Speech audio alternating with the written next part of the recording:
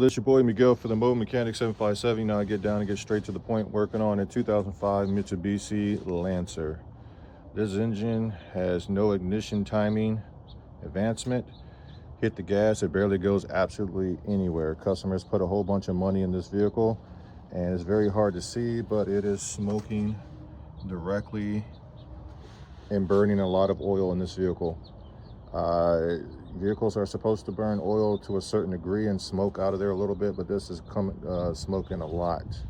He's put a lot of money in this vehicle. It's time to go ahead and turn the vehicle in and find something else. They don't even make this vehicle anymore.